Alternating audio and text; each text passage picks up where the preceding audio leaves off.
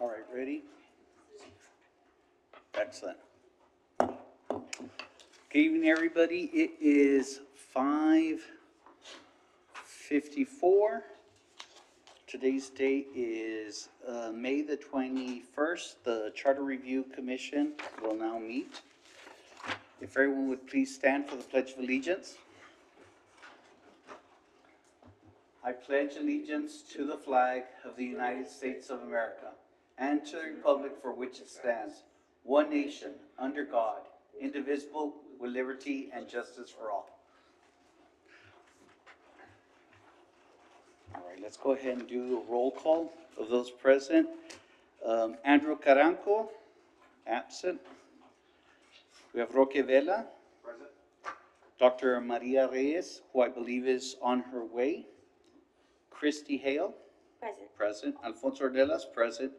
Cliff Killam, I believe he asked to be excused at our last meeting. Henry Souvenet. Present. Jack Byam, who asked to be excused for tonight's meeting, so he's not present. And Tanya Benavides. Present. Okay, we have a quorum. Mr. Maldonado, did anyone sign up for public comment? No. I take it by the empty gallery, there's nothing, okay, excellent. Mr. Chair, if I may, I'd like to make a motion that we excuse Mr. Byam and Mr. Killen. Excellent. We have a motion by Christy Hale that Mr. Cliff Killam and Jack Byam be excused. Second. We have a second by Tanya Benavides. Any discussion? Call for the vote. All in favor say aye. Aye. All opposed? None opposed. It passes. Thank you.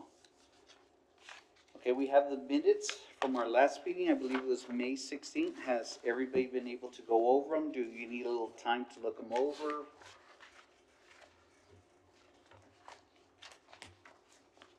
And if anyone wants to make a motion regarding those minutes?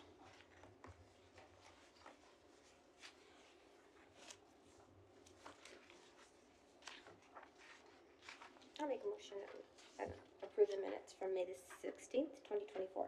Thank you. We have a motion by Christy Hale. Do we have a second? I'll second that motion. Any discussion? Call for the vote. All in favor say aye. Aye. All opposed? None opposed.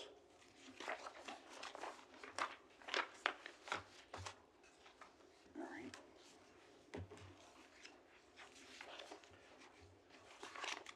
I don't know, Mr. Walters, if you want me to address anything right now, because everyone has before them, the city attorney's office has handed us a list.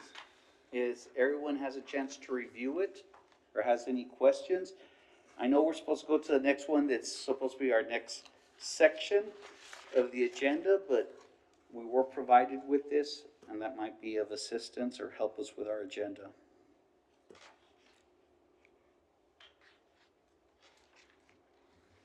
So which one are you referring to? The draft charter section? Yes. Yeah, I drafted those. So, Okay. I went through my notes and Daniel's notes as well as the city secretary's notes to try to give you all at least a first draft of what I remember that you all wanted. Again, it's just a draft. This is not my product. This is your product, and you know, with whatever guidance you want, I can redraft and you know, allow you all to finalize. Mr. Sohn, I know on my behalf, I appreciate your office. This has really helped us. It helps us focus. It helps us take care of certain issues. I know it's been very instrumental for us, so I really appreciate it. Thank you, Mr. Absolutely, absolutely. It's our pleasure. And everything's in red and strike through. It's just Yes, sir. for you all to have the first chop. Well, Mr. Chairman, if I may, Yes, sir. Mr. Vela. I was not here at the last meeting, unfortunately, but the meeting before that, and under C, terms and limits, we had made a motion, and the motion passed, that we changed this, the amendment that we're proposing. Okay, It's set, here it says 6 months. We have made the motion to change that from 6 to 12 months. that is correct. And that That's motion what I did, remember. that motion did pass. Okay. I don't know which section.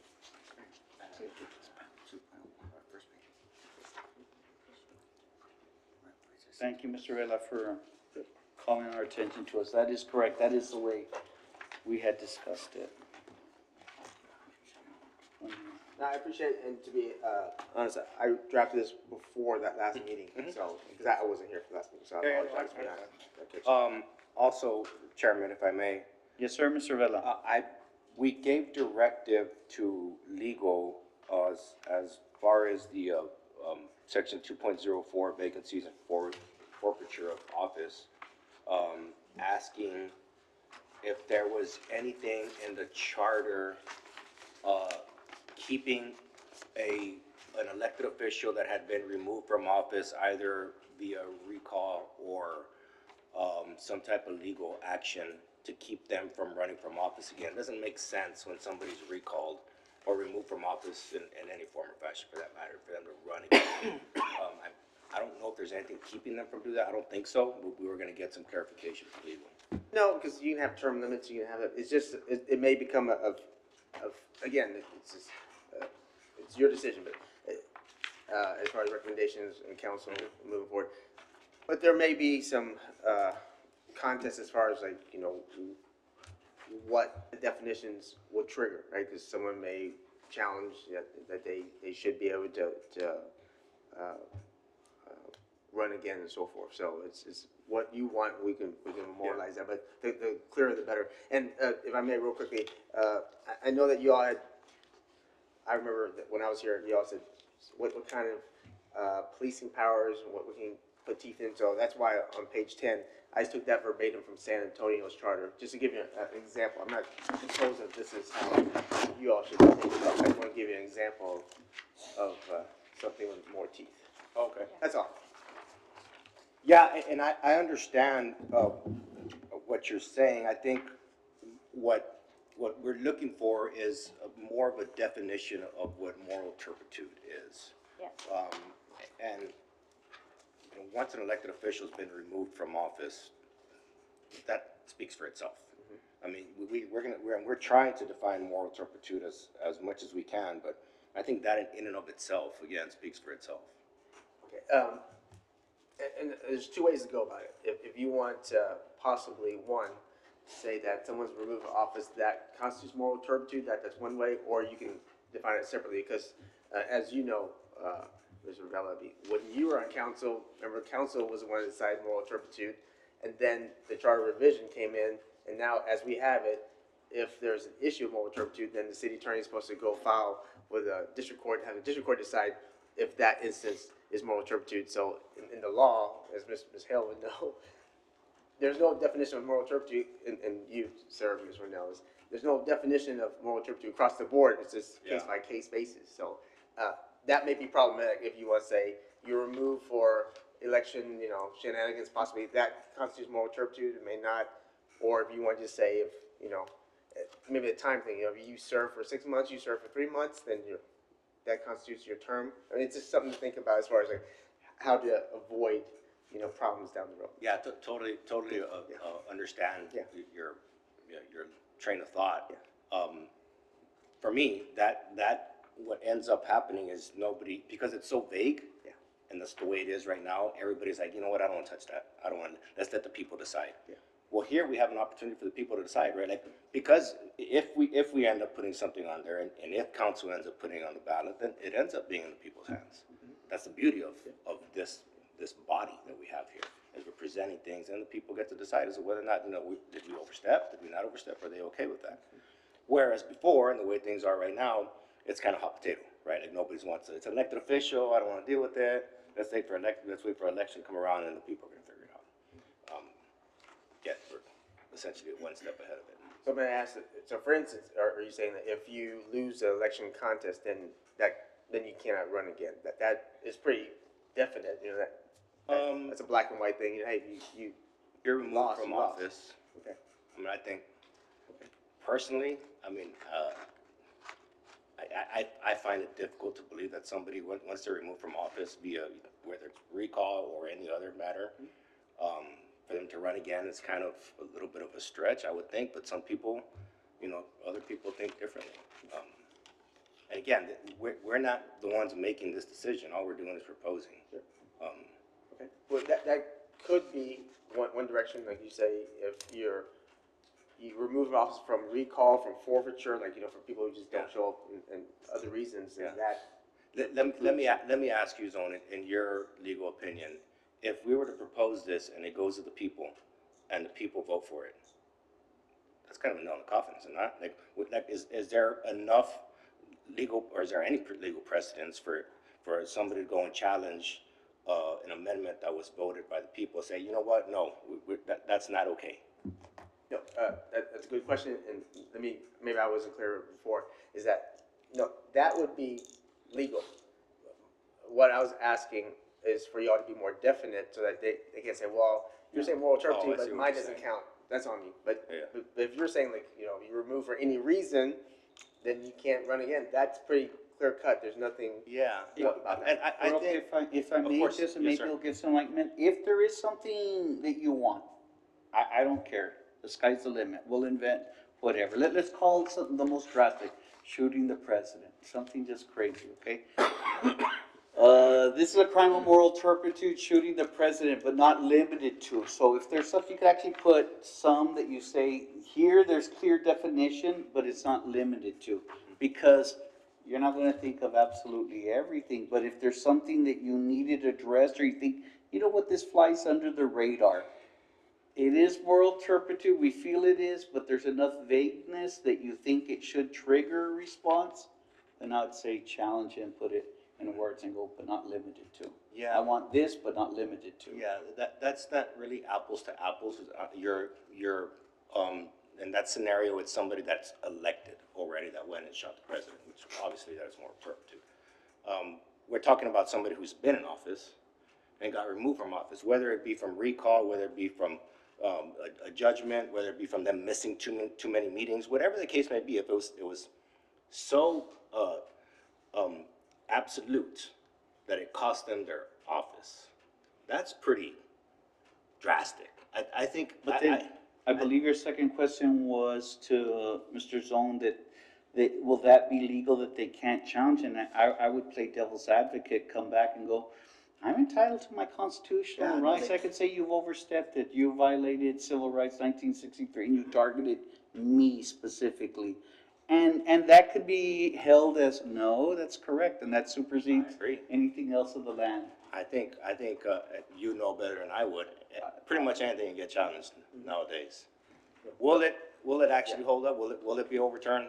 Probably not. I think the answer that may help is, I think it's defendable, right? It's, if you say Yeah. that if you're removed for any reason that precludes you from running again, I think that's neutrally on its face, it's defendable, you know, we should win those Yeah. 9 times out of 10, but I think Yeah, that's you as good as it get, gets. you got 60,000 people to go out and vote, and, over 50% voted yes, and that speaks for it. There's not gonna be, there might be. Yeah. But you're not gonna find too many judges that are gonna overturn that. Yeah, or say you were targeted, yeah.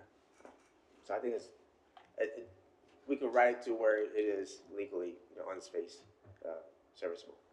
Okay, so my motion is to, You agree? propose an amendment not allowing an elected official that has been removed from office either via recall, judgment, or any, et cetera, I guess. You guys can figure something else better than that, and, yeah, that's my motion. Okay. Okay, we have a motion by Roque Vela. Do we have a second? Second. We have a second by Tanya Benavides. Any discussion? No discussion. Call for the vote. All in favor say aye. Aye. All opposed? I'm gonna go down as opposed. Alfonso Ornelas. It looks like the ayes have it.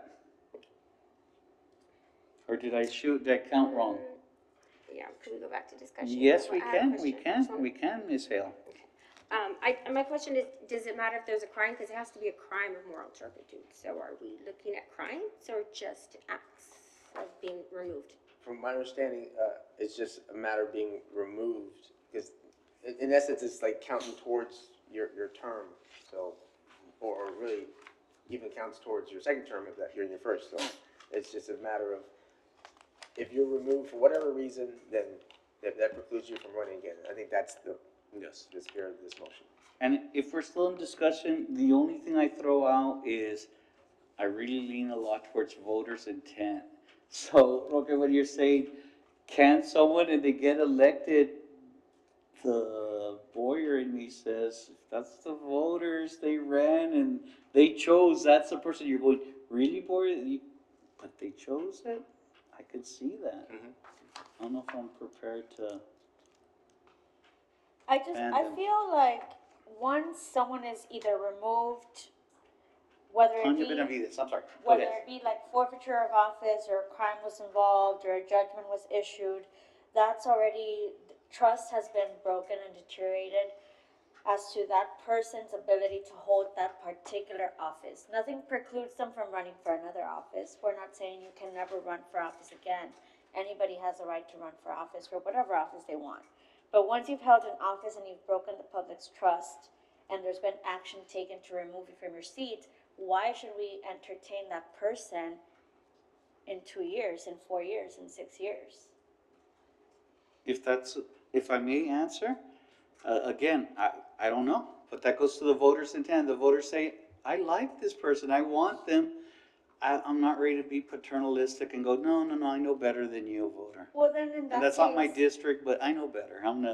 Well, in this case, the voters still have a say, right? They're gonna Absolutely. have this ballot And we're paper. saying, and that's what we're saying, this is, you can't even run, not, because you, in theory, right, could run and then get reelected, even though I did, and we'll use me as the example, I violated the public trust, but then I got elected again, and you're going, okay. Well, Mr. Souvenir, yes, sir. it's one thing, we have people who run for office who, have been accused of something or in litigation about an issue, and the public, we're not saying they can't run for office. What we're saying, and just to understand, what we're saying here is, if you were removed from that office, from that particular seat, you can't run for it again. That's what we're voting on right now. Correct. Yes. But that same seat, I could have it, have broken the law, not been removed, and run for re-election for that seat, Yeah, if you weren't removed, absolutely, that's right. as long as the voters still vote for me. As long as the voters still vote for you. Well, if I may. Yes, sir, Mr. Roquevela. That's another one of the issues that we're trying to address, where currently, the way it is right now, yes, you can break the law, and there's that vagueness where everybody's like, I don't really wanna touch it.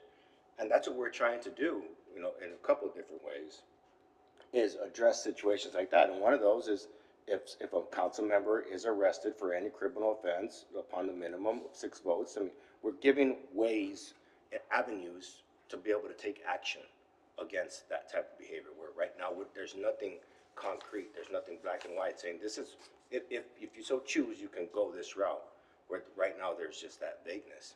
And going back to your moral turpitude, Ms. Hale, is right now, right now, there can be a very black and white crime of moral turpitude, and there is no action. So is getting removed from office, is that in and of itself moral turpitude? Depends on what that action is. But it was obviously egregious enough to get removed from office. Not necessarily, Not because a lot of times necessarily. it's just a law, a legal issue, and it's happened in the past many times. I mean, people are removed just Well- because it turns out they shouldn't have held office, but not something they necessarily intentionally did. That's I mean, there's a Christina lot Hill. of, I'm sorry, there's just a lot of, I think, possibilities. It's not necessarily something that they did. I think you're kind of closing the door for a lot of people. Well, that's up for, everybody has their opinion. I don't know that it was, something that just kind of happened. Like, you don't just kind of get caught in that situation. There was something that happened for you to, in order to get removed from office as an elected official, as you know, that's not an easy task. And most you're very hard pressed to find judges that are willing to take somebody from office. There has to be something Just for egregious. record, Roque Vela. Sorry. No, it's fine, and I don't mean to interrupt anyone when you see that, just so that we perfect the record, people know who's Yeah. part of the discussion. And I didn't mean to cut you off for, No, no, well. Ms. my- L, did you have my an example, point or is- I'll give an example? I could be so wealthy, and it happens all the time, they could bleed you out. I'm gonna sue and keep on till I get you out, and if you do not have the means, I can. I keep bringing you in, you told a lie, and there's also a thing as Blockbuster, I'm so old. What would be you use someone's password to, whatever it is, and I am just on you, and it's me, and I have so much money that I could just litigate you where you go, I cannot afford to Yeah. go board toe to toe to court with you every day, the way you can, you have your team. In theory, you could wind up with something, we're talking theoretical, not, Yeah, correct, that's, hypothetical and I think more of take- a civil. yeah, but I think taking someone out of office is very, very potent. That is all the world knows, and they talk about it, right? I could tell you, as a politician, how do you bounce back from something like that? But then now we switch the other one, do I give you a lifetime ban? I know I'm kind of reluctant on that. If the voters believe in that person and they want to vote for them, I understand your concern. and I just put it out there. I think this is very important. Maybe we should kind of table it till everyone gets here. This is one of those really big items. There was a motion, that there's a second, there is a quorum if you want to, I mean, it really belongs to you, Mr. Vela. What's your feelings on it? Do you want to table it? It belongs to you, sir. Well, I would, if everybody's comfortable with it, I went Yeah, the other but- way, just for the record. No, I That's understand. fine, I and understand. respectfully. What I'm saying is everybody's comfortable is have legal bring us back something that we can actually vote on as far as the wording. We have more people in the commission as opposed to just there being five of us, and I'm thinking it will go anyway tonight, but I mean, it would be better if we have more people so we have more input and it carries a little bit more weight. So directive to legal and drawing up the amendments and how it would look if it does so pass, and then we can vote on it at the next meeting. Now, Mr. Zone, is that doable? Because you're also still acting city attorney with all the other obligations of office. I do not want to put you in a situation where that is or isn't. Does that feel like it's doable, or? No, if I may. Yes, just sir. Real briefly. Please. And Christie knows, we've worked together for a long time. You know, I'm not gonna sit here and say, I'm only here to give you legal advice, it's all on you to draft stuff, that's not our style, you know, we're here to help. At the same time, the line I'm drawing is, I want to make sure that I'm not inputting my own thoughts on this. Like, for instance, you know, should the city attorney position be elected? I have an opinion, but, you know, it's up to you all. So, I believe I understand what Mr. Vela is wanting, how about I draft it according to what he proposed, and, as opposed to me drafting something, because then I'm putting Yeah, my no. own thoughts. That's why I try to avoid, that's all. Yeah, no, I understand. No, it's using my words. Yes. It's a fragmented motion, if you will, but you get the gist of it, and then you form it into a legal amendment, and we vote on it. I believe I can do that and present it, and of course, I just want to make sure that Mr. Vela is going to be okay with that wording first and Well, foremost. if it's not, I was about to say. you know me, I'm not gonna hesitate. Yeah. Exactly, yeah, exactly, so, Yeah, so again, that's my hesitancy, is that of course, I of want to lean course, forward, it's just, and this understood. is your product, not mine or Mr. Walken, that's all. But we are definitely willing to draft anything you need. Very, very good. Is everybody okay with that directive? Absolutely, absolutely. Knowledge is power, Mr. Vela, so I agree. Okay, Can I ask a question? yes, Mr. Chair? Ms. Christie I Hale. think, 1202, or I don't even know where we put it, but I do recall that maybe it is here and I missed it, but, making a motion that we would include something along the lines that the ethics code would apply to the charter provisions as well, because I don't see that. And maybe I missed it, I'm sorry, but I think we put it in the ethics commission. For the record, Dr. Maria Reyes, thank you, doctor. Am I wrong? Well, we did make that motion. Okay, Do you remember? yes, we did, and I'll try to find those over there, we probably it was I 12.2. think it was under ethics, because I think it's where it says what it applies to. I'm not seeing it in the draft, You did but I that? don't know if that means that Okay. we didn't make it. No, but. We did make a motion. Yes, we did. That was, the whole thing was to try to put some teeth into the ethics. So maybe this is not, is this everything or not everything? Maybe it's just in a different draft.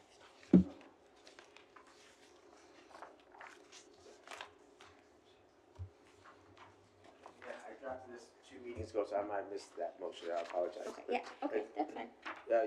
The motion was to have the ethics rules apply to charter? Yeah, it was a while back though, I think. I don't remember when, but it's some meetings ago, but it was, yes. Because I think right now it just applies to what's in the ethics code. So there's a lot of, provisions in the charter that have no teeth because there's nothing you can do to enforce them, so it was something along those lines. And I'll look for the I minute. think the conversation was that the ethics commission was reviewing the code to look at Tanya enforcement, Benavides. but I don't think we Yeah, we did do a motion, I remember. did. I made the motion. Yes, sir. If I may, Mr. Walter. Thank you. I believe it was March 26th, at the March 26th meeting. And it does mention the ethics code, specifically to 12, I believe 12.02. That should be it. Which is under ethics. Motion enforcement, a motion was made, and my notes are shorter than, I'm sure, the city secretary's, but it stated enforcement through ethics commission, so I think you're right on. So in essence, you're saying violations of the charter could be enforced through the ethics commission? Yes, those that have no, I guess, enforcement mechanism right now. Okay.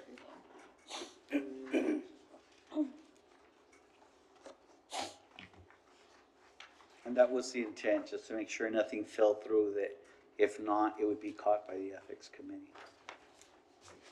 I think, to that end, I wonder if we wanna take some time to review the language that Zone gave us from the San Antonio City Charter, and this, I guess, would be pertaining to section 2. Yeah, I saw on page 10, it was actually very interesting.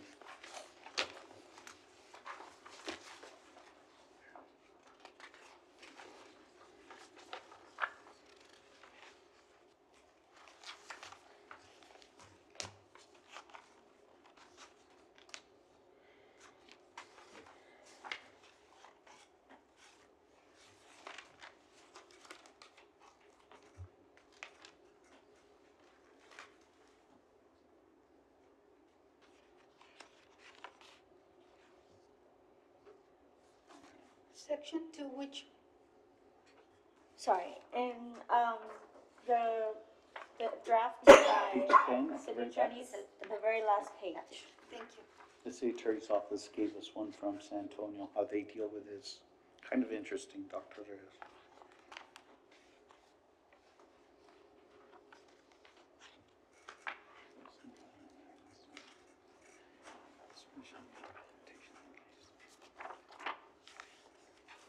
Mr. Chairman? Yes, sir, if I Mr. may. Vela.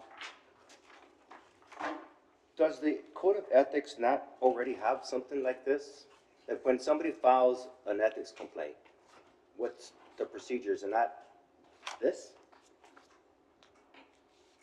Yeah, but the question is, does it apply to like a council member? So this would be something in charter to apply to council members or council policing itself. Okay, so right now, somebody cannot file a complaint via Code of Ethics against a council member? They can, but, the penalty is $500 fine, right? As opposed to removal or censure or something that you all may be considering. Or even if the city ethics committee came up with something, you need to take a class. You need to take an open meeting class. Okay, how do you enforce that? Boyer Nelas was found guilty of that, but it's 2 years later, he still hasn't taken the class. So you recall, we have this already, and it's just, we asked the legal to get us an enforcement, like, how do we actually Yes. do it, or how do they do it? I mean, so the benefit of this really is the very end where it Oh, a call for provides, resignation. reprimands, censures, resignations, Okay, the call for resignation, that's the, removal, something, yeah. We So don't this, have this is that. giving city council the ability to ask a council member to resign. Remove the Right. road signs. As opposed to an ethics commission filing, then $500 fine or something. Should we put something in here saying how many votes that's going to take? Again, this is verbatim from San You think- Antonio. Mr. Avila, you thinking 6? Yeah. it's Yes, six. because, Yeah. and I was about to say that, Yeah, he's not here, but that's a Mr. Carranco wanted that uniform across the Yeah, it's board, gotta- and I Gotta could be see a that. majority, can't just be. Okay, well, we could put it right here, just so at least we have a note to come back and revisit, and if we did, we would want that kind of change. 6 councilmen.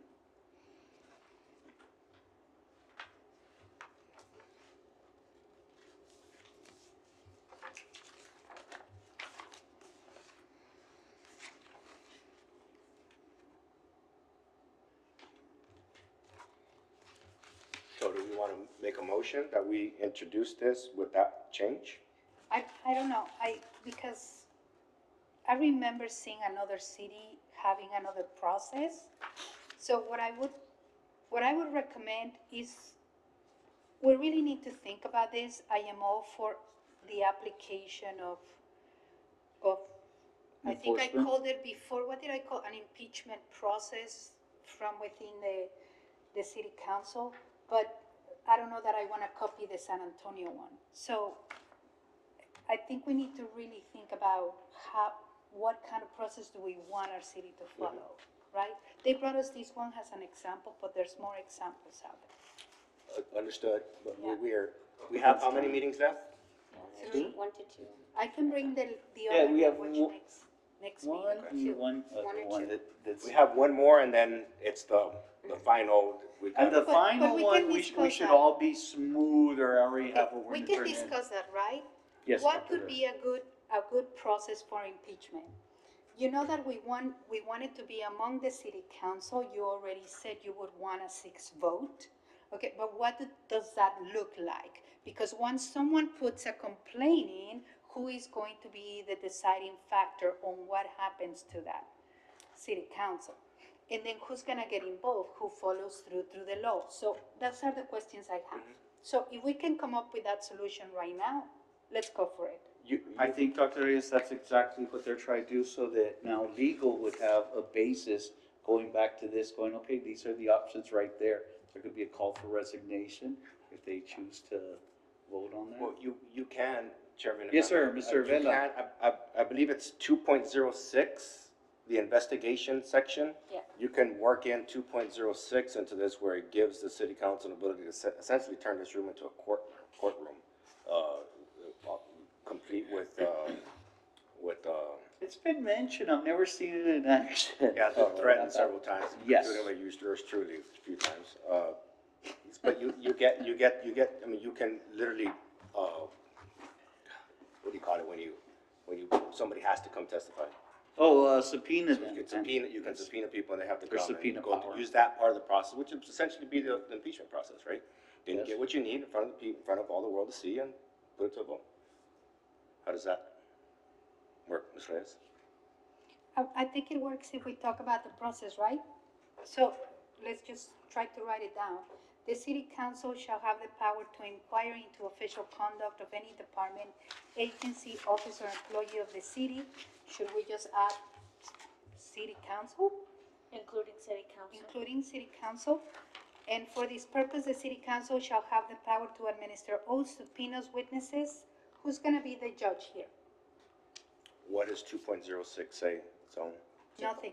2.05 says it already, that it has, the 2.05? city council is a judge of its own members. Yeah, but It I'm has the I'm power not to sure subpoena. that's, Well, it would be the mayor, or if it was the mayor on trial, then it would be the mayor pro tem. It would be, why don't we invite that would be the the chairman. judge itself, the Municipal municipal court court? judge, and you're The looking, municipal court, right? you look at the judiciary And to step in And that and. would be their neutral party to be the judge. in Okay. company with the rest of the city council shall provide by ordinance penalties for contempt in failing. So are those ordinances in place? We created them, yes. You created them already. So you would have to change those ordinances to include the city council? Or would that changing these just makes them include? No, I'm sorry, the ordinance that we created are the sanctions for, someone who doesn't comply with subpoenas, but, 05 deals with qualifications of council, 06 is an investigation, so. Right, but they are saying we can use those 6 to add this part, right? So we would be adding the city Dr. council. Reyes. We will be adding the city council to the list of those that can be investigated. According to how they are reading this, the authority who investigates and decides is the city council itself. But then the law stipulates here that it is by ordinance the penalties that they are deciding on. If I may, it says ordinance, the penalties for contempt and failing or refusing to obey subpoenas, that's what we created. Okay, so how would we establish the punishment possible? That's a good question, and the answer is right now, there is nothing in the charter. That's why, if you We're want looking to, at you need to enforcement. create it. In the charter? Yes. Okay, so then we would have to stipulate the possible punishments that they can have Yes, for violating certain. yes, ma'am. But then we would also have to create the violations, right?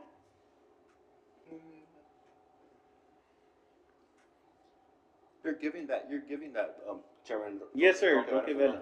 Vela. You're essentially giving that, freedom to the city council of, what does constitute, what violation constitutes, whatever the punishment is going to be, and you have three different punishments here, and you still need 6. I mean, they could come up with something, very mundane, but you're not gonna get 6. If you're using history, Dr. Reyes, it's very close to the impeachment processes that are not- happening right now. I'm not using history. No, I'm trying giving to you a imagine, compliment, I'm trying doctor. to imagine, right? that's history. Yeah, I'm trying to imagine, for example, let's say, one of the city councils committed a crime, right? And they're arrested, they haven't even been found guilty, it's still going to interrupt the process of representation. The city council can step in and say, you know what, why don't we remove this person from office? And so then I would like to understand the step 1, step 2, and step 3. I'm not confident to leave everything to interpretation. And so if you're looking at section 205 and 206, and you think we can just add that in there, and that would be clear to you, the lawyer, on how this process is going to work, then go for it. But if it's not clear and you suggest or recommend we should add more, then you should tell I'm gonna us. let you answer that, Yeah. Mr. Zone, because we actually covered that, but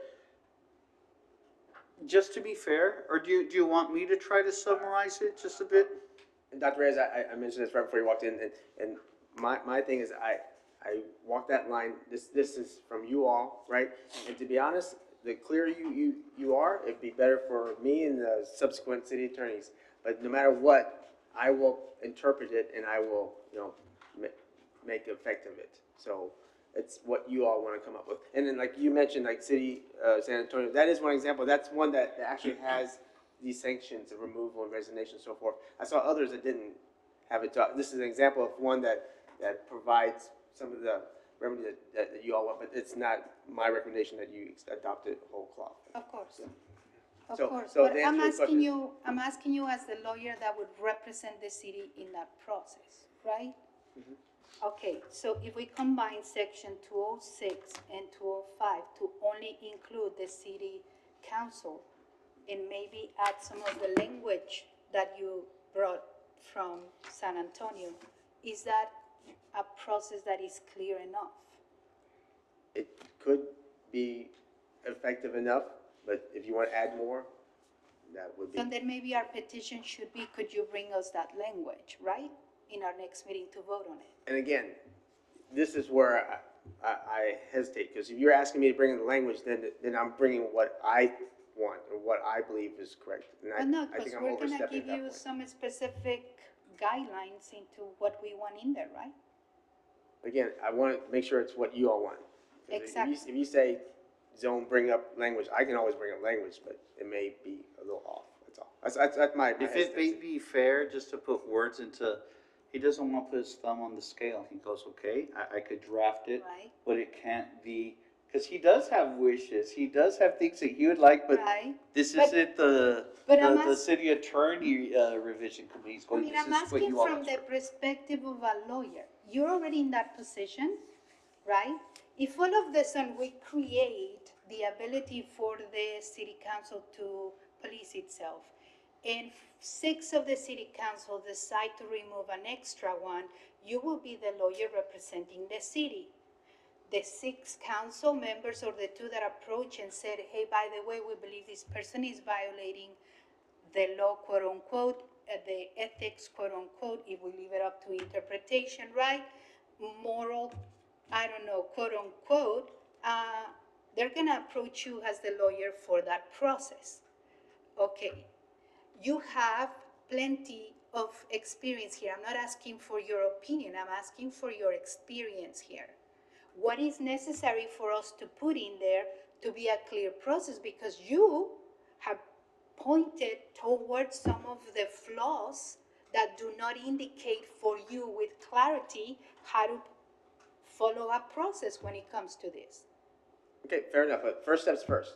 This is not a flaw. Mr. Nguyen. I'm sorry, thank you. No, that's right. This is not a flawed charter. This charter is just silent on the policing.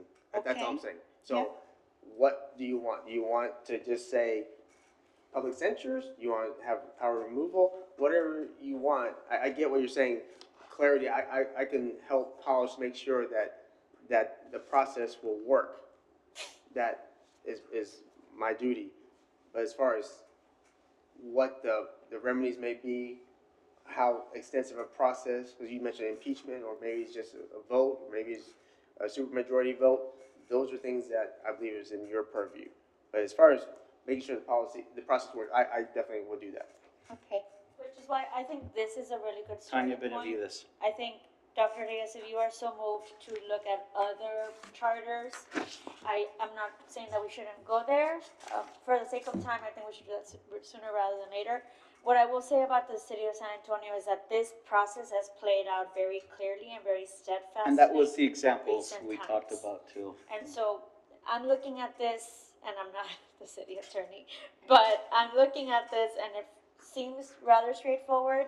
I think, like, when you look at section 2.06 and you look at the San Antonio's section 2.21.3, that is what's missing, right? It's like we have kind of like the starter, but it doesn't really go anywhere in our own city charter.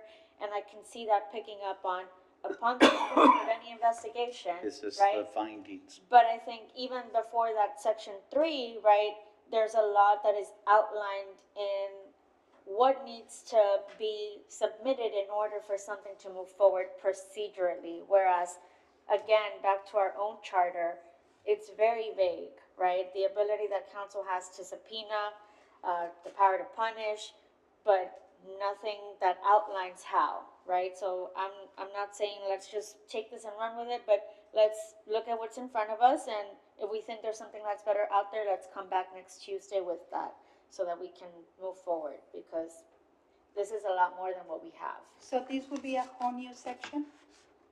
Okay, where?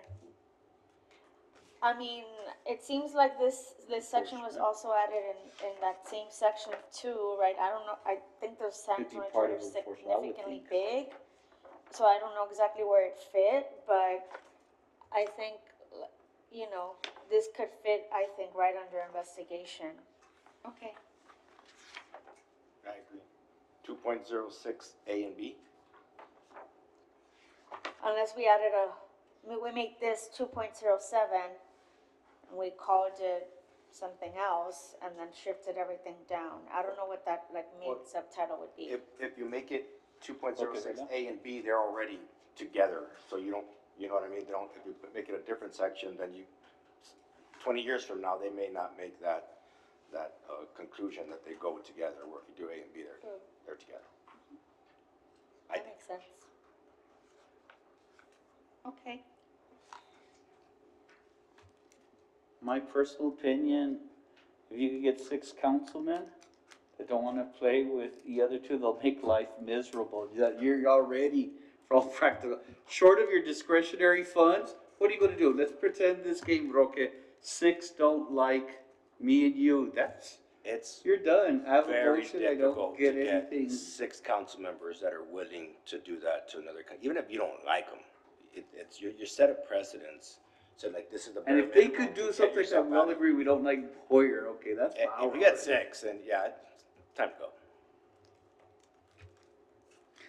And another thing that I'm just gonna throw out there, I don't think we're gonna make a perfect document. We're gonna make it more perfect than it already was. In other words, it might not be there, it might not have all the enlightenment, but it's gonna have a little bit. And if we do that, I'm gonna count that as a victory. Again, because we don't have a lot of days left. With that, is there another part of the section that it's actually helped us in the other ones with people, and I appreciate all the committee members, every one of you that has brought up points like that. Because sometimes it looks like we are jumping, but there is reason to our madness. I think so, anyway.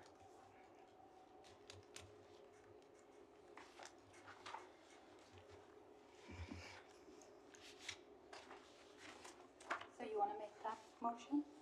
I was waiting for somebody else to do it. But before you do, can I just? Yes, sir. Are we gonna wanna add? Ms. Hale, yes, ma'am. Are we gonna wanna add to the, San Antonio, The 6? yeah, because, well, the date, That was one part, we wanted to do that change that we wanted the council to be represented, so we could do it as a change, you wanna put that change first and then call it the amended San Antonio, revision? Or how would you like to proceed, but, Ms. but Alves? I also agree. and I mean the enforcement, I was referring to the enforcement, because to them, at least, Mm-hmm. I think it only stops with resignation, or is there another page, or is there more? I didn't see this version.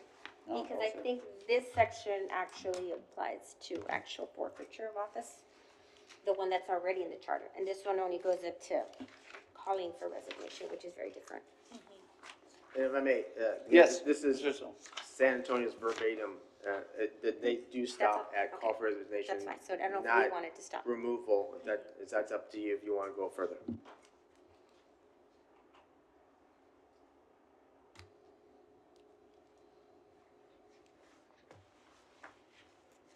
Because it appears right now we have in our charter, the council has the authority to. Go for the removal. Then we would only be looking at the enforcement, and that's where we should put in the 6th council. Because I think we have an agreement with that, and I would like to take care of that if we are looking at it. And what, Alfonso Ornelas said, what we're talking about is going through San Antonio's enforcement, where it says a majority of we don't use it, we like 6 council members of the council. Or even 6 members of the Yeah, council. we should, yeah, because I don't want, that'll open up a loophole. Right. Okay, so then we're adding city council to 206, right? Yeah?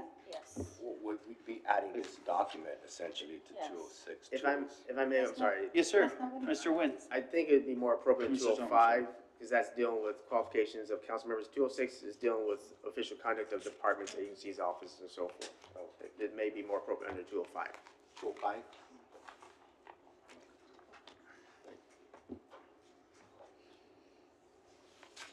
Yeah.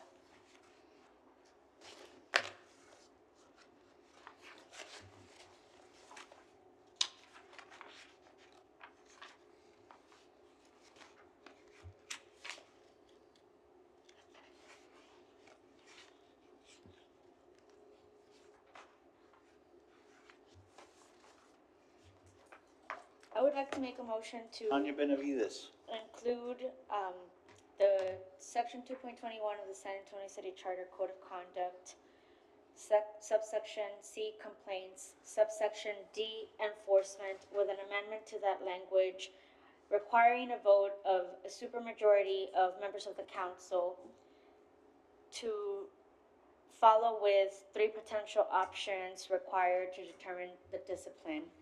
And I would like to add this onto our Laredo City Council Charter, Section 2.05, Judge of Qualifications as 2.05B and 2.05C. We have a motion by Tanya Benavides. Do we have a second? Can I- Oh, yes, sir. Well, we I got just make discussion. Yes, sir. one suggestion.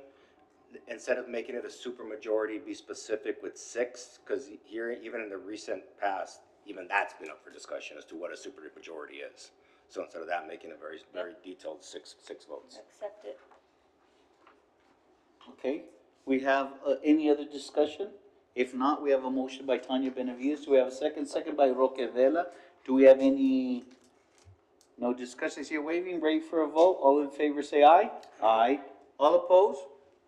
None opposed with Andrew Carranco, Mr. Killam, and Mr. Byam in abstention.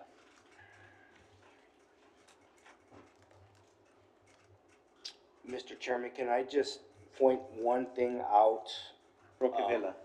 Maybe we agree on this, maybe we don't, but the way I remember it, this was not our intent. Section 11.01 recall provisions, and I believe we also adopted the same thing to adding items on the ballot as well. The way it is, it reads now is you need 10% of the registered voters. Here, the proposed change is to equal number to 15% of the registered voters. I believe that's how I'm reading it, when we had said 10% of the 10% of the registered voters who actually voted the most. Somebody But it wasn't suggested 15%, it was 10%. I think there was one meeting where we changed it. Oh, you did? Yeah. Okay, my apologies. Yeah. What was And the to the reason? actual voters. What was That's the correct. reasoning? On the actual voters or the? Somebody thought it could be Dr. Reyes. weaponized, right? Right? Yeah, Yes. I wanted you to know why. Somebody thought it could be weaponized and 15 was the medium that you guys agreed upon? I think the way that it was brought up was just given historic low voter turnout, right? That Yes. 10 Weaponize something, I'd say, so I was at a small election, if it was like a school board, whatever, yeah, you could get 50% out of a very And that's why small- when we changed it to the registered voters, the reason that I proposed that was because it was being weaponized. It was just, we had one council member recalled, so all of a sudden, everybody wanted to get recalled, and it was just too much, it was counterproductive. So I actually agree with this 15%, but the other one stayed at 10% No, they all, to add, amendments to the ballot? no, they changed all to 15% for recall. uniform. Because the other one would be citywide. This one could be just a district. The other one is Oh, yeah, citywide. I think they left it at You're 10. talking about page And 9. No, you did No, we leave, changed. you did leave it at 10, right? You're Yeah, I talking think about we did it page for mayor 9, the very something, first actually. paragraph.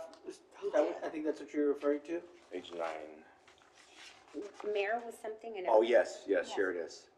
10% of the registered voters who voted in this last one, yeah. Yeah. That's good. Okay. I got it right. Yes. Because how did it read before? I couldn't find how it read before. 10% of the, 11. Registered voters in the city. yeah. Sorry, for the record, Mr. Walter wanted to clarify that he got it right. There you go, Mr. Walters. Yeah. Let the record reflect, that's right. Attaboy, Mr. Walters. Yeah, I like this, well written. 10% of the electors qualified. It's changed from, it was equal in number to 10% of the electors qualified to vote at the time, qualified to vote as opposed to registered voters who voted, right? Thank you. Another item, if we're Yes, sir, finished with Mr. this, Sovine. we've completed this, we tabled an item at the last meeting, related to, an idea brought up by Commissioner Vela on the Port Authority. And so we were discussing this at the last meeting, and we tabled it because we couldn't, there was not discussion about where this fit in the charter and how that would apply to the charter.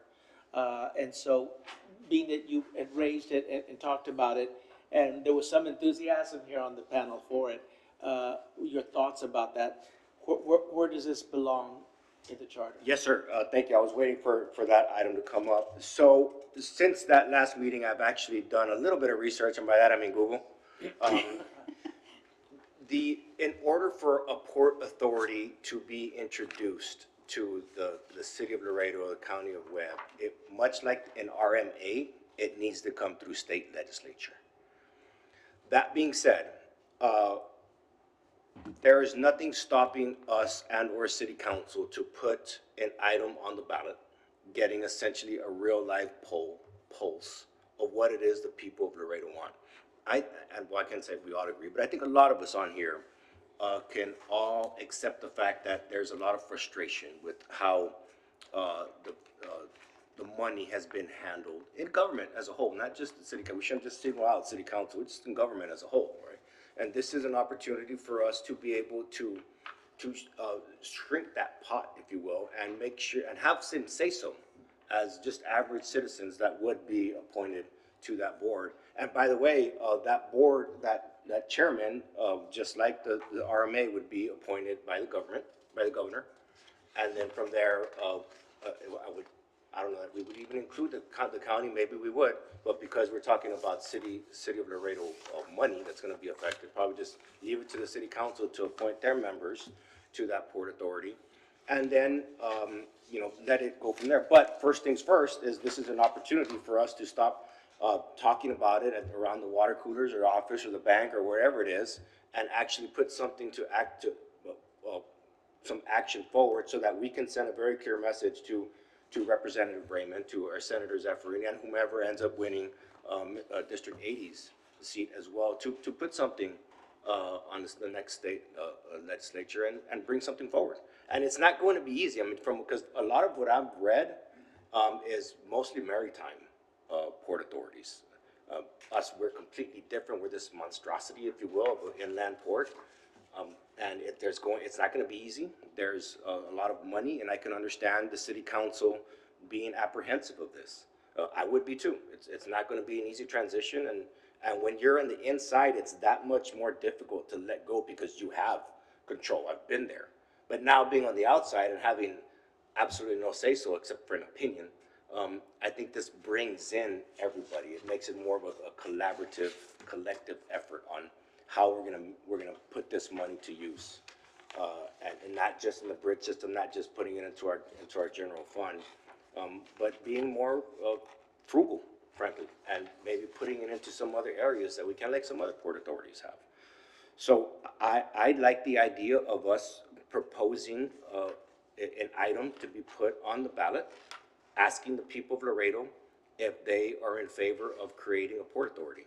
And if so, they do choose, then there's no official action that the city council can take because there is no legal document that they can do it. Which, in my opinion, makes it that much easier for a city council member to say, you know what, let's see what happens. Because even if this does happen, it's out of my league. It's like building the wall. You have no skin in that game. The city council can't say yes or no to the wall. That's a federal issue.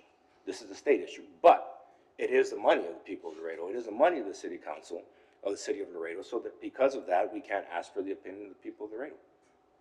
Well, and Mr. Subin, mine was more pragmatic. Where does that fit in this charter? Right. If y'all could just show me what's the change, because I believe that's what we're supposed to look at. Understood?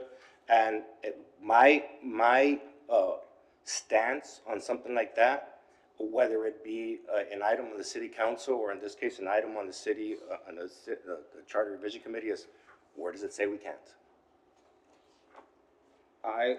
If you're asking me, let's go down through the charters, let's go from Article 1, go on down.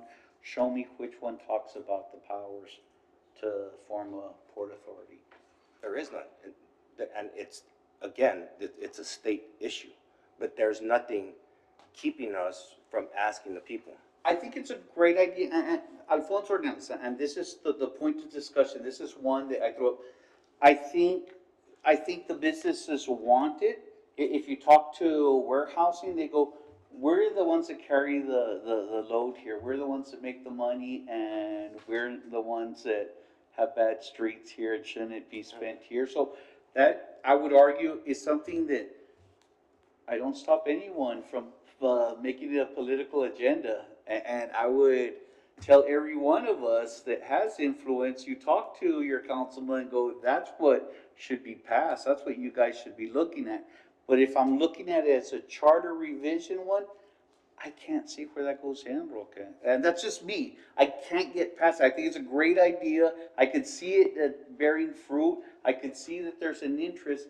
I just don't see it as it's a constitutional amendment. Yes, sir, Mr. Sune. So, Mr. Chairman, from what I think I've heard, he's no longer looking to add it to the charter. He's saying that the commission may consider making a recommendation that it be on the ballot, not as a charter revision, but as a question to the public, and asking the public, is this time, are we ready for a port authority? Is that, did I understand you Yes, sir. correctly? Yeah. So we're not asking, this is a recommendation, apart from the charter revision, recommendations will be made. So with the document charter revisions, but what we were charged to do is turned in. And by the way, we have a suggestion to add to the ballot. And this is a poll, because that's what it is, it's a poll. And it wouldn't be the first time something like that happens. Yeah. And that's happening. Roque Vela, when is that? I don't know of any, so I would like that. I should have gotten prepared. No, and if you don't remember, I'm not trying to call. Dude, and I'm not saying in the city of Laredo, this is not something that's happened Okay. here in the city of Laredo before, but it has happened. There has been times that there's items on the ballot that are just an opinion, just a real live poll. I could join you all to a certain extent. There's a lot of things we should also recommend to City of Laredo on health and mental, but I think our job was to look at this and to present this, and they're great ideas, I'm not trying, and we can say, okay, charter review, and now we have a separate committee, we're My point was to clarify that Commissioner Vela was not recommending it put into the charter. That's my entire point. How I'm voting. Mr. Sune, then I am so sorry. I understood it, this is how I envisioned it, maybe I was gonna be, we're gonna stand there, and I've requested all of us to be there June the 10th, when we do our presentation, because we all do have certain influences with, and have certain reasons why we're put on this, certain responsibilities, and we're gonna present an item to be sold. Because they have to agree to it, or my big concern the last time, Mr. Vela, is all this, and my sofa time, was for nothing. That we had great ideas, let's just categorize it as nada que ver and it went nowhere. And I would like to see us get something done. I would like to see something that is presented to the city. I'm going for something that will be presented. I have nothing against that issue, it's just, I don't know where it goes in the charter. Mr. Chairman Roque Vela, but this isn't an all or nothing proposition. Like, they're gonna go through each and every one of them and see which ones they accept and which ones they don't accept. And literally go through every single one of them. They're not gonna vote on it, Absolutely. in block. And I would tell you, the lower the number, the higher the chance of Agreed. victory, the higher, sometimes it gets lost. I've seen it in certain you know what, there's too many. You go, did you read? No. You lost me at one. Okay, thank you. Yeah. It's like, ugh. Yeah, I know, I get what you're saying, but, if I didn't do things every time somebody told me you can't do it or it can't be accomplished, then I wouldn't accomplish half the things that I've accomplished. Again, there's nothing on the charter saying, that we cannot propose this, so my motion is. And I am just one person. If you want to make a motion, I recognize Roque Vela. Yes, Thank sir. you, Chairman. So I move that we present the city council with an item on the ballot, asking the people of Laredo for a port authority. We have a motion by Roque Vela. Do you have a second? Asking them, or Do asking you their, want discussion? I'd like to, asking them for Port Authority, asking for their opinion on a Port It would, Authority. it would be an Because- opinion, but you want to put that Yeah, word in because there, the absolutely. way we've seen it on the ballot, when they've asked, you remember, I know exactly what you're talking about ballots, where they're really asking an opinion. Do you do this? Do you favor this? Do you favor that? That kind of deal. You're right, yes, and that's how I knew it was just a poll, because they used Yes, that verbiage. oh, exactly. Yes. And in that respect, I would second your motion. It was not asking for their approval, asking for their opinion. Yes. Right. I accept the amendment. And we have a motion by Roque Vela, seconded by Henry Suene. Any discussion? No discussion, call for the vote. All in favor say aye. Aye. All opposed? I'm gonna go down as opposed, and in abstention, we have Andrew Carranco, Mr. Caleb, and Mr. Byam. But it passes.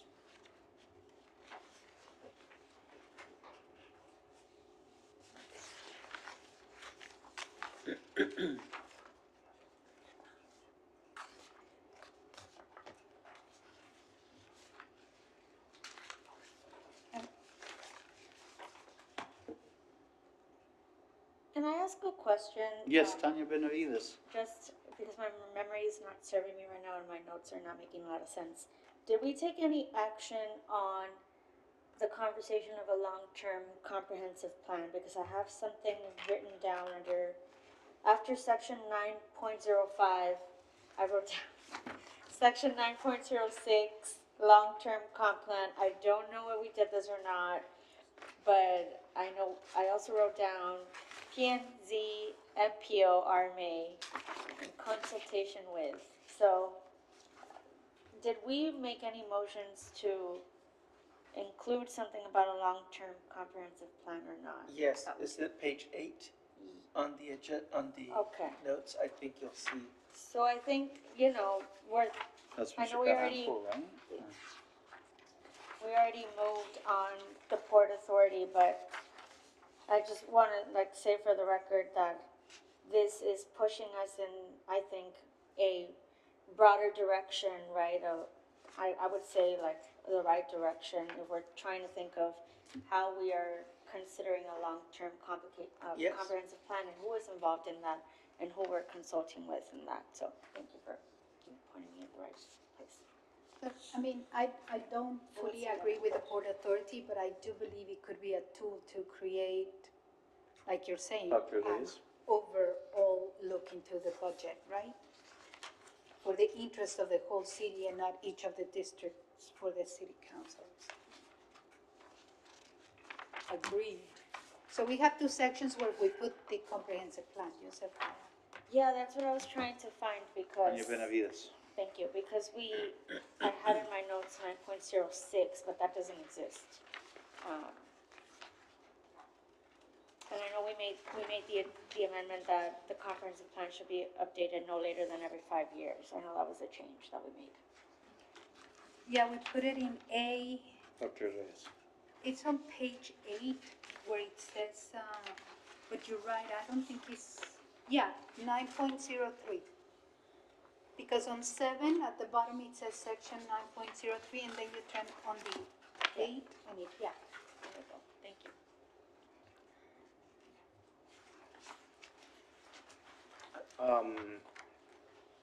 Mr. Vela, yes, sir? Mr. Chairman, I don't see we did vote on the going from 8 to 4 districts with 2 council members in every district, correct?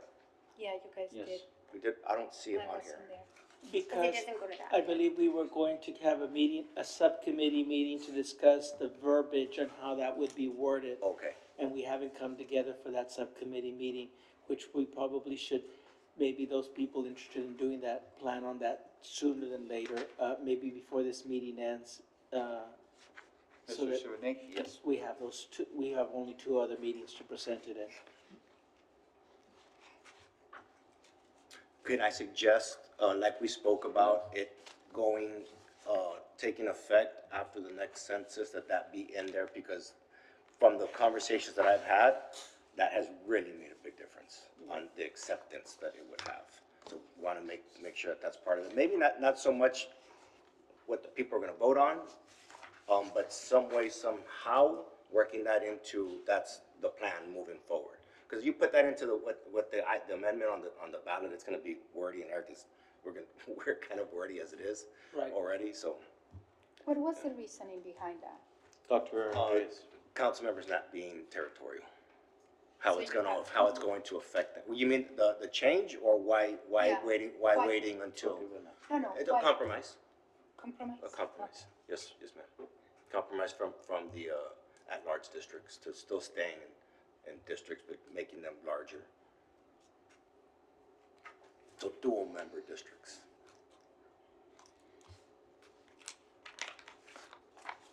I don't know, is there any cities that I do was that? just gonna say, I think it's an interesting proposal, and I don't know if it currently exists. I would just mention that I would hope that leads to more collaboration by council members. That's the hope. Who's to That's say our that it will or it won't, but it would be in their better interest, right? So, husband and wife running in the same district? It'll happen eventually. Yeah, That would be interesting. but I also feel Comadre another también. point that was raised that I mentioned that I thought was a plus is that you would now have, you know, technically speaking, you go to your council person if you need something done. And if you can't get the attention of your council person, then you go to the mayor, because these are the two people you voted for directly. And you'll be voting for 3 people directly now. So there's a third person you can go to if you're not being heard, so to speak. I mean, if you're angry enough and you're loud enough, you'll get someone's attention, but most citizens like to go via the routes that are set up for them. And having 3 people to go to sounds like an excellent idea. I want to return to the conversation. I understand about the census, but years, that we're talking about 6 years from now, I agree 100% with what you're saying. We need to make clear that this does not affect anybody that's been elected to office. And let's say we can word it in a manner that by 2028, it can be implemented and not affect anybody that's been elected to office. We're not only waiting for the next census, we're waiting for the next census count to be done. So we're at 2032, 8 years. I just, it's something to think about. I mean, we still need to come up with a verbiage for that. I just think that we should consider that as well. But how do you word it so that no one,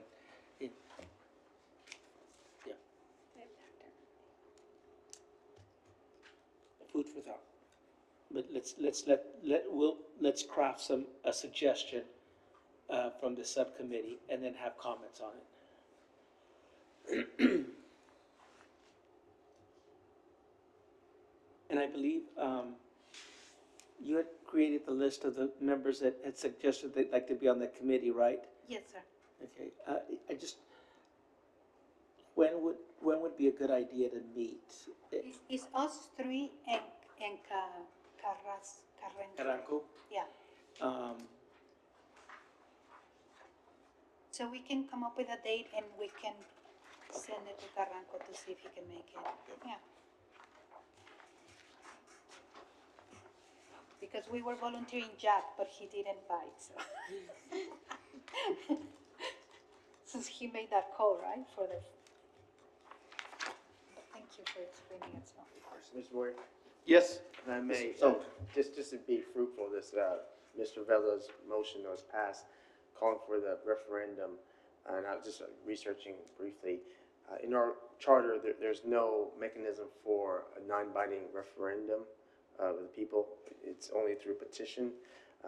And then there's also no language in our charter that authorizes council to call for a referendum. So would you want me to draft that as part of your motion? That's my question. Otherwise, you go to council and they can't call for a non-binding. so I could get stuck in that loop. Is there anything in state law saying that city council can't do it? Because normally, whenever there's something that says, that's something that says, because there's nothing that says one way or another, then you go to state election code.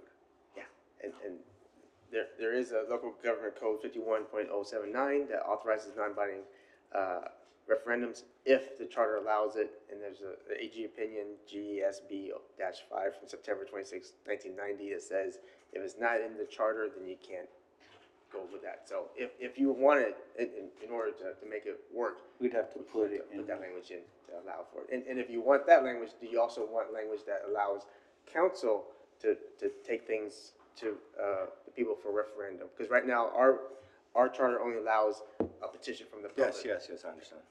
I'm Yes. sorry to bring that up. It's just- No, No, I appreciate you bringing it up. Yes, so thank you so very much. It's very relevant, very crucial, and very timely, so thank you. Yes, I move that we, So both the people and the council could bring a non-binding, is that where you're headed?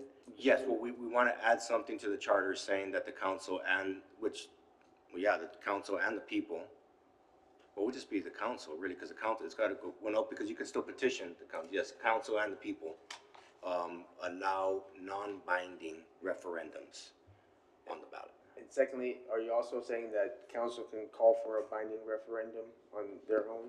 Well, they can already call for a binding, Actually, they cannot. it's got to go through the commission?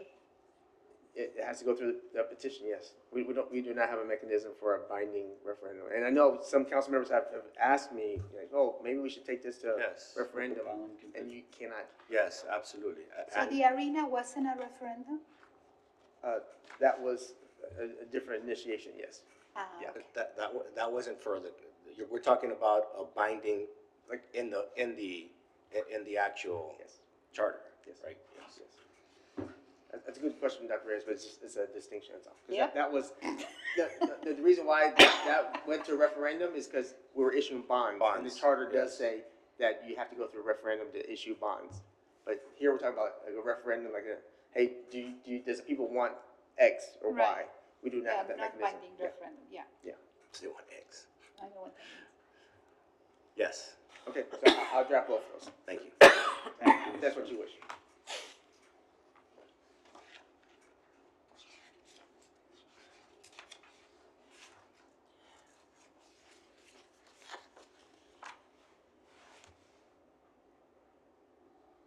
Do we need a second on that motion? And a vote. Well, that was a directive for him to draw, it'll be brought back and it'll be presented to the commission will vote at that time. Correct. Okay. Thank you, Mr. Maldonado.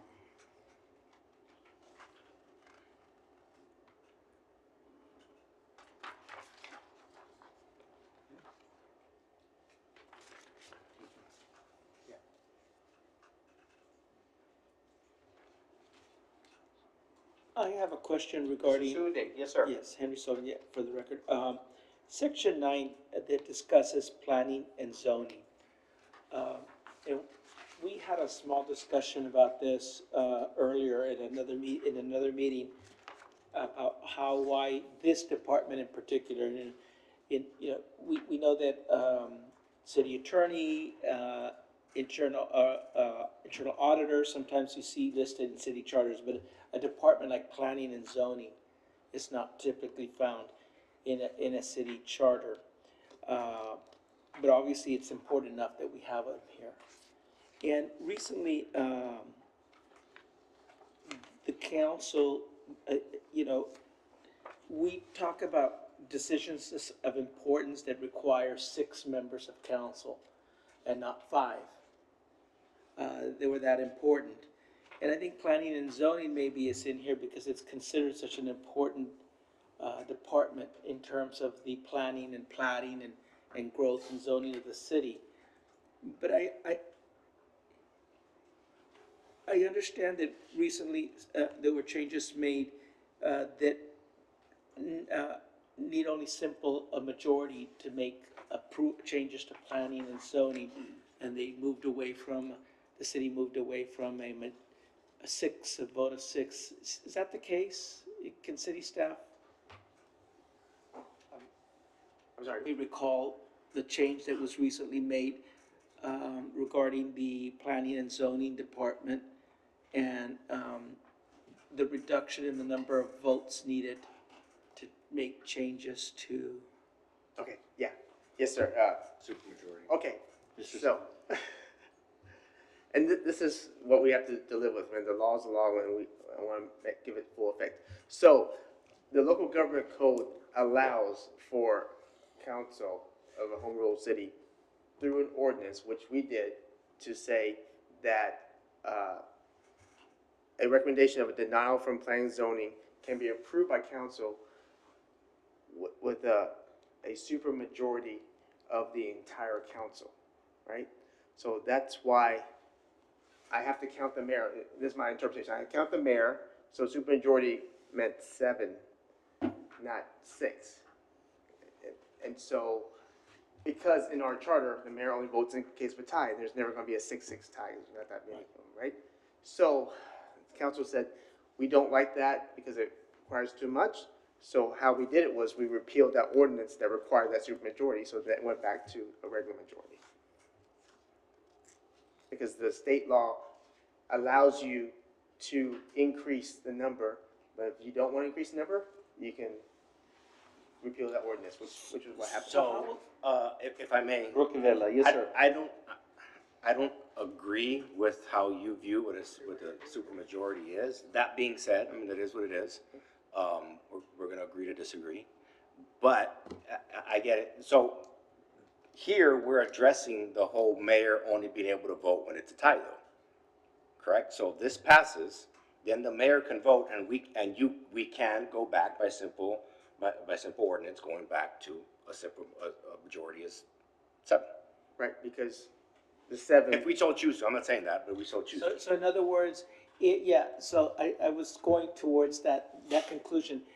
So if the recommendation passes that the mayor votes, then it takes 6, excuse me. Well, in my view, a supermajority is 6. He's thinking it's 7 because he's including the mayor in that, and then to throw a monkey wrench in that, the mayor can only vote if it's a tie. So you're including the mayor, but you're saying the mayor can't vote. Doesn't really make too much sense. And the only reason why I include the mayor, because the language says of the entire council, and the mayor is a part of the council. That's where we disagree. If you take out the mayor, then that's not the entire council. But he can't vote. It took 7 members before to override a Denial recommendation. denial recommendation by the commission. Yes. Or a recommendation, whatever, if you go against, just going against the planning and zoning recommendation at all, No, sir. just a denial? Just a denial, because if they recommend approval, council can deny with just a simple majority?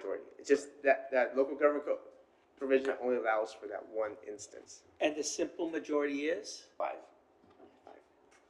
But if this is accepted, then it's 6. If the mayor votes, then, does this change the situation? How would this affect that? If you're A simple majority is still 5. simple It's majority always is still gonna be 5. 5. Yes. You'd have to change it back to supermajority. If I may explain, a simple majority is 5. In the provisions that we've drafted, a lot of times you all said 6. In that case, the mayor can be the 6th vote, right? The mayor can be the 5th vote in simple majority. But if they go reenact that local government code which says a supermajority of the entire body, then it's 7 out of 9. Because So when we've changed the 5 to 6, we're moving to a super majority. it's greater than Right. a simple Then majority. the Yes. simple majority of Yes. 5. I'm sorry, if I may. Yes. The language in the local government code says 3/4, not simple majority. It says 3/4. That's why it's 7, not 6. Excuse me. No, what you're talking about, the definition of a supermajority is 3/4. In the local government code, it says 3/4, not super majority. It says 3/4. 3/4. But 3/4 of 8 is 6. Yes, but But because you're adding the mayor, of the now it's entire 7. council, not of the But he voting can't vote. council. Not of the voting council. It says the entire council. That's where we disagree. It's that language. I'm Asian. You can't argue my math. Sorry. No, I'm not. We argue the law, It's but not the the math. math that I'm arguing, I'll it's get the kicked out of the logic. club, sir. but it's kind of goofy, but we have to make sense of it, yeah, and it's tough. But it'd be nice to streamline things, so thank you for your efforts.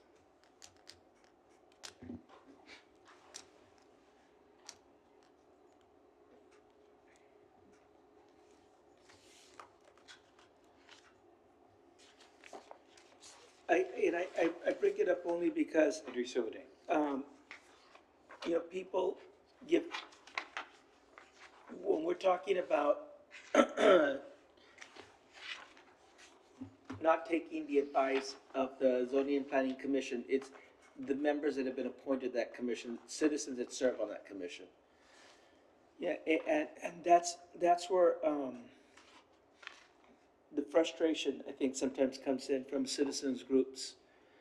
You know, if you put the citizens to, and ask them to participate and deliberate and think about something, they're making a recommendation, and it only takes, you know, a simple majority to override it. Then why, you know, you think to yourself, why serve? You want to believe that it takes a little bit more than a simple majority to overturn a commission's recommendation, if that's what you've brought the commission on board for, to deliberate on that issue. I'm thinking out loud, so sorry, but. No, I think you're right, because part of why we lose faith in our government Dr. Reyes. is what you're talking about. How many times do people show, even the city manager shows up into the city council to make recommendations after so much work they don't even take it? And I don't think people realize how much time is spent in commissions and how dedicated some of those members are. So I think you speaking out loud, it's a right thing. You are, even you brought it up last time, you know, what are we doing here? I mean, let's not waste time. Let's do what we are here to do. So I don't think you're thinking aloud. I enjoy your thinking, and if we can fix it, I think we should. I agree, and I would like to You're ask, gonna be this. what could possibly be done to make sure that that we have a procedure under P&Z that is respectful of citizens volunteering their time.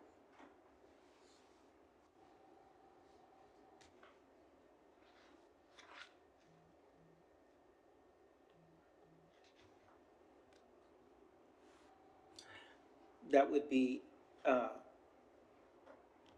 adding it as a recommendation here, that, the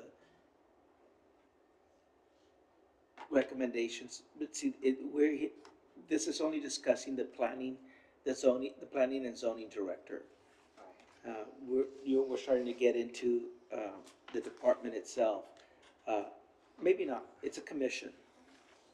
So it's a little bit more, it's a different animal. It's not just we're not talking about the employees within the department.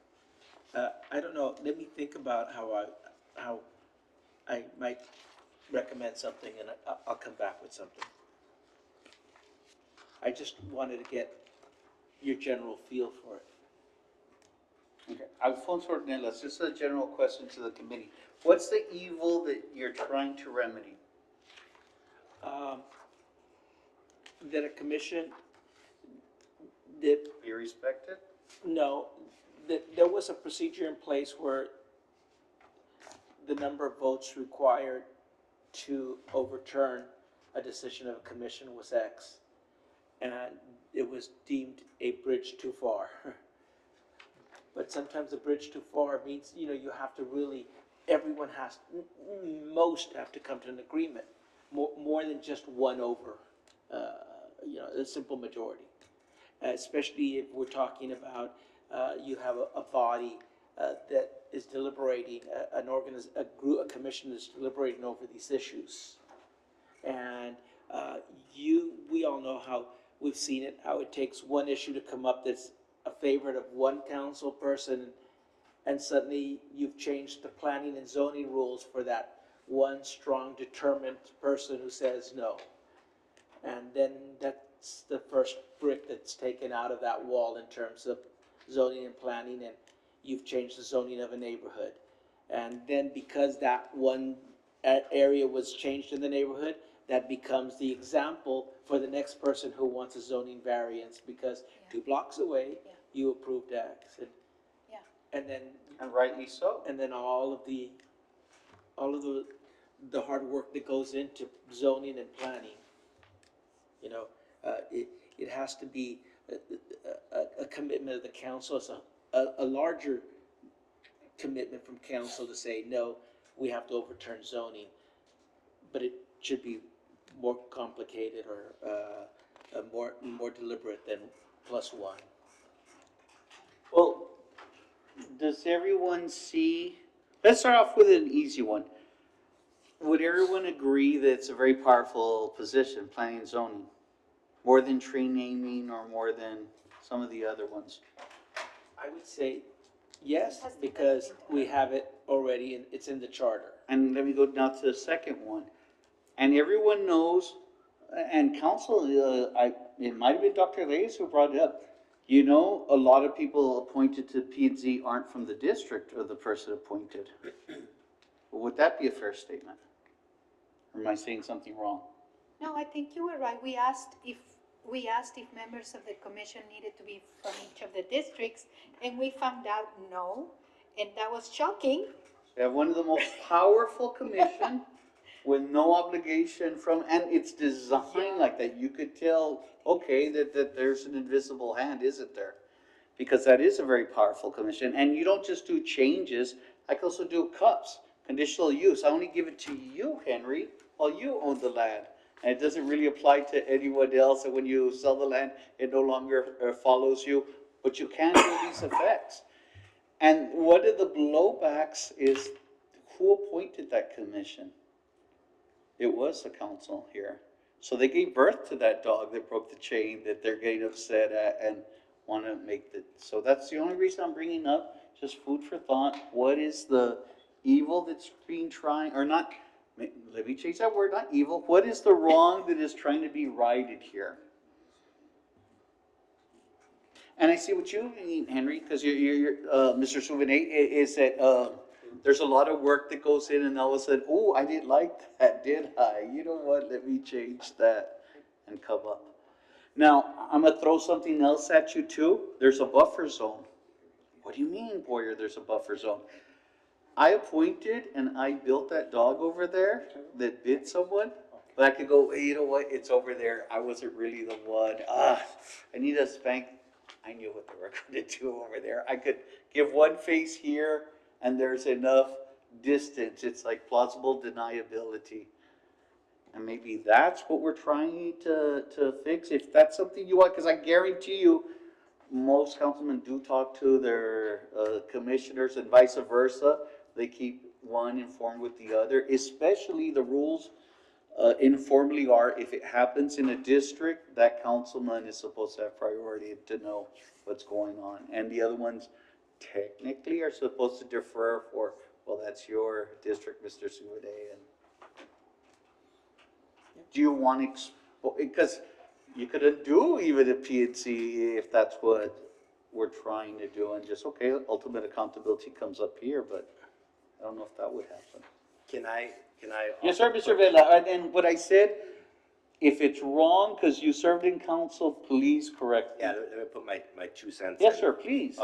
As it was before, when the supermajority of 7, which I don't agree with, of 7, then if you had 2 council members, then 2 council members can override the wishes of the rest of city council. When the way it was before, it was 6, so you had 3 council members.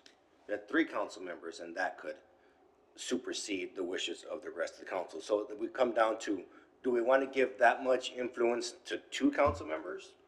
Or is 3 okay, which is the way it is right now? I think giving that much to 2 council members, regardless if we agree or we disagree with what the council is doing, that's a whole other issue that needs to be addressed as far as the people that we're putting in place, if we're not agreeing with what they're doing. What we're dealing with here is, are we okay with giving that stick, that big of a stick, to just 2 council members? To me, that's too much. 2 council members should not dictate the direction, the wishes of the city council, whether we agree with those or we do not. 3, to me, is comfortable. You have 3, even that's a little bit of a stretch, but that's the way it's been. Move forward. But it's not, Henry Sudi. and just to continue the discussion, it's not as if this is what you need to move forward to do business. The question here is, this is what it takes to override a recommendation of a commission who's deliberated over an issue. You know, it's not saying, 2 council people are getting in the way of an action that the city council wants to take in a plan, a project, a program. It's an issue that's come up on zoning that's talking about changing something. And the zoning commission has said, we don't recommend the change. It's a tough decision, but we don't recommend the change. That's what I think it's more often, that's how it's more often invoked. And I think the majority of the time, the council agrees with what the commission is saying. But when they disagree with the commission is saying, it usually is, in my mind, or when I listen to council, it's not a tough recommendation that's being made. It's not being made lightly. Probably in most cases, they probably even heard from their council people saying something. And if the commission's working the way it should be, sometimes you disagree with the person who appointed you. Yeah. So these are issues not on moving forward with an idea or a plan that the council is discussing to move forward with. It's overriding a decision on the planning and design of the city. Just my counter to what you just said. Yeah, Roqueville. the one thing that planning and zoning, aside from zone changes, what really makes it a powerful committee is they have final say on plats. Yeah. Plats don't go to city council. That's, planning and zoning goes to city council, it goes to planning and zoning, and it's done. Gets signed by the chairman and the planning and zoning director and move forward. And that's really where you try to move business forward. Because if you get one complaint from developers, it's the planning process takes too long. And that's where really planning and zoning and the planning department really tries to get that process that much quicker. If they're denying, we're talking about denying a zone change or a CUP or an SUP, whatever it is, more times than not, very rarely is it, then you're not denying a subdivision. You're denying a business. I mean, I can't see an issue, and maybe it has happened, but I can't see a scenario where planning and zoning denied a zone change or a subdivision or some type of residential development. It's always business. But you're denying Henry Sudi.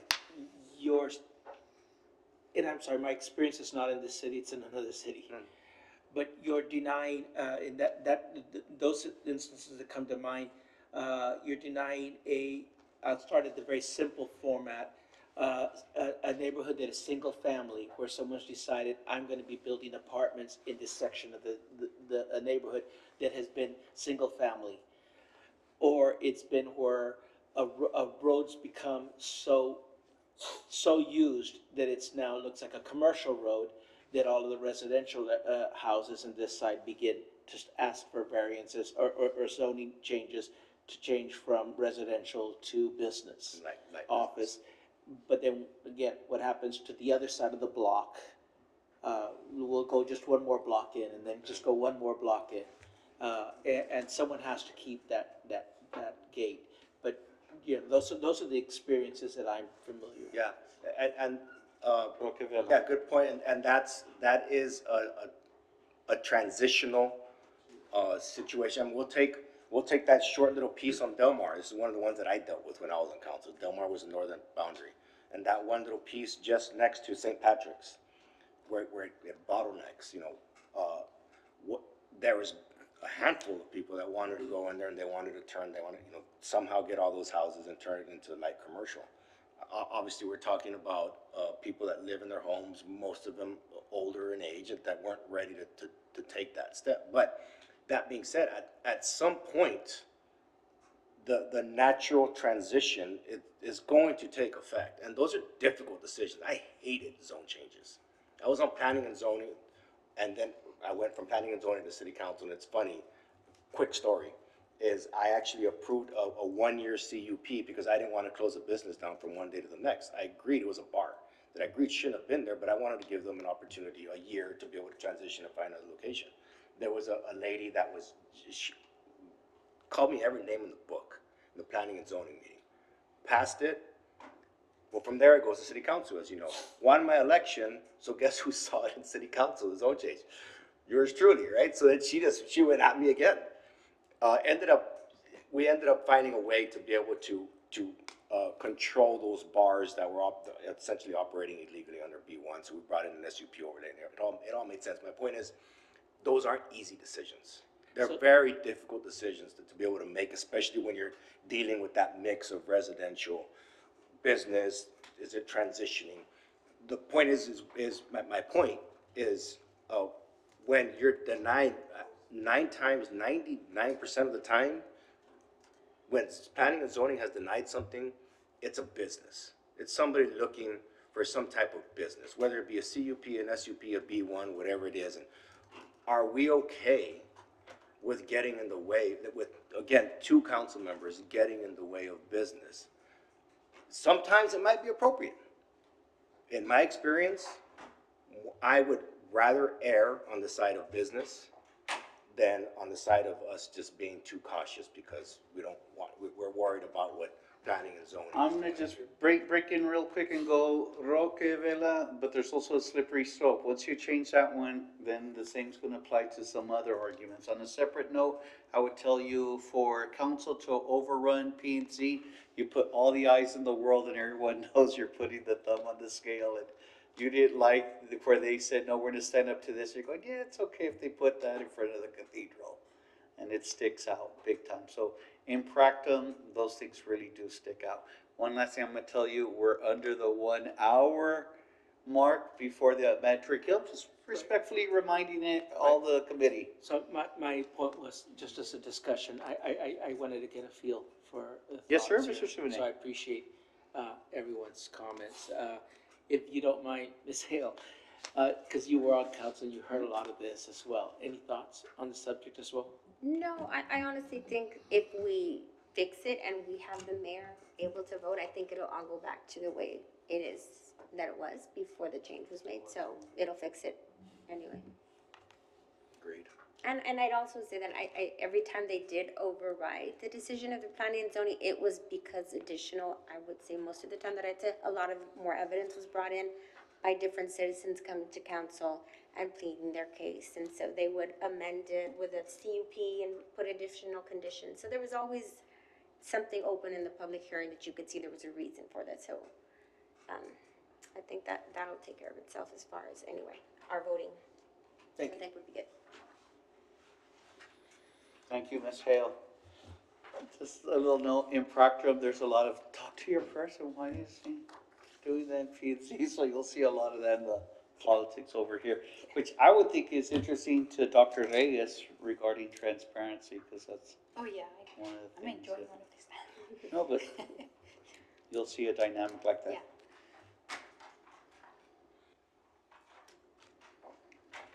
Mr. Chair, can I bring up one? Yes, Ms. Hale. I think, and I could be wrong again, I don't know if I'm remembering correctly, but when it went to the nepotism, didn't we say, when it came to board members, that it would be just decision-making boards that would be, subject to the nepotism? Yeah, because there was a limit, it was brought up with Mr. Carranco. How does the committee remember, is that correct? Because it was like, not all boards are the same, well. Because over the place. nepotism state law only applies to paid positions, but ours says if you are any board or commission, which does create some issues because some of the boards don't have as much The authority, and I agree. it does, limit sometimes very good potential employees who already work for the city, if they're not within that mark. So I thought we did make that motion already, and I don't remember. I thought so too, and one of the things we're trying to preserve is that level of excellence, or they already come in with that knowledge and we're saying, okay, or are we remembering wrong? Does anybody remember any different or have different notes regarding that? I don't have any notes on that one. All I remember is the issues with the time, which is what they changed. Thank you, Dr. Reyes. I don't But remember. you can remind us.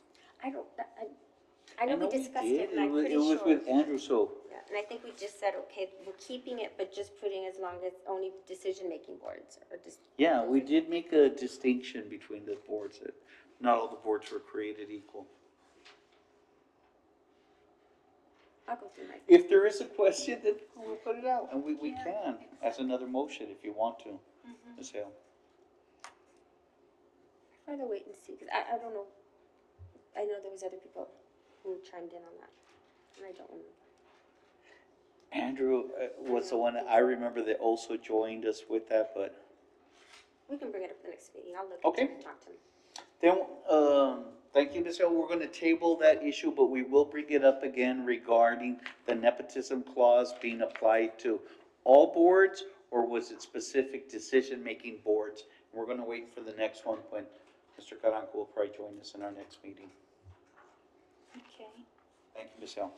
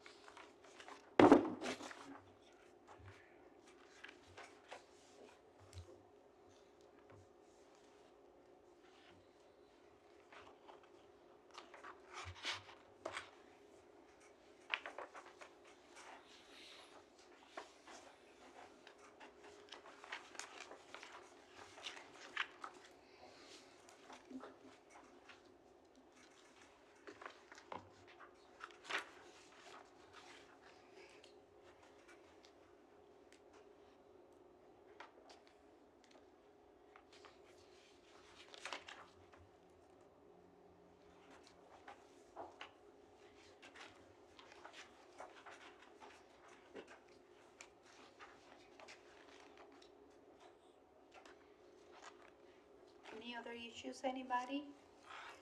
For the record, Dr. Reyes, I don't have one very good question, but that's why don't take it by my silence. I'm trying, mine have been answered. If anyone else, and I don't want to put pressure, mine have been answered.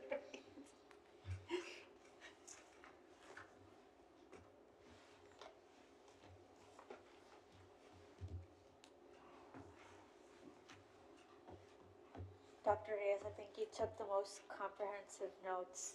No Of offense. everybody? But you tell us. Your laptop was dead last time. We went through all of it, right? Yeah.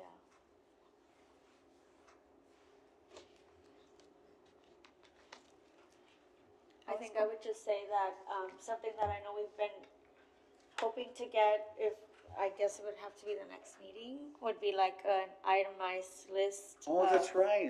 I'm sorry, Tanya Benavides, that's right. We wanted to see if we could enumerate them, and it was gonna help us because Mr. Souvenir had a very good suggestion that we have some top ones, that we kind of list them in priority as we present it, so. Yeah, Mr. Zone, I guess we just wanted a list of it and then we could. And that became a very slippery slope. And please, I don't want to put words into anybody's mouth. This is just the way I recall stuff was what was requested to be. Is that what we're talking about? No, Or I was is it the talking about all the changes? changes. Just the change, okay. Just a list of what the changes are. I know these are the ones that you were presented, but if we could have the latest up to date, because the next one will be pretty finalized at that point, because by the next one, if we suspect we did it, I would say make the motion so that we'll have clarification, even though it might have already been a motion. And that'll probably be something that you're working with Mr. Maldonado, what the record is reflecting, if you could help us Including with like the that. last meeting and this Yes, meeting. update everything, yes, absolutely. Thank you. And my objective is to do it before the end of this week, so you all can have time to review it. Much appreciated, Mr. Zone. Thank you, sir. My birthday's Saturday, by the way. Aw, Nice. happy birthday. No, he just told you he's gonna be working. We're gonna Dr. make you work the up to done the before. end. I'm Yeah, joking. it's gonna be a productive year for you. So you don't appreciate the gift we've given you, do you? Yeah. I'll get it done beforehand.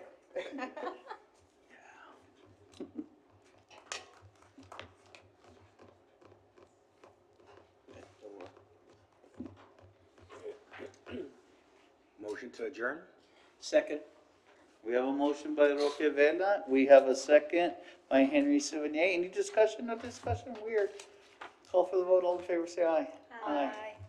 All opposed, no opposed, with Andrew Carranco, Mr. Killam, and Mr. Beckham in absentia. can the subcommittee? We will meet again. The 28th. Do we know where? Right here. Is that The 28th will be here. The 29th has, the airport conference room has been reserved because, there is a meeting already occurring here. Okay. The 29th, that day is if needed. Thank you, Mr. Maldonado. With that, it is 7:45 and we are adjourned.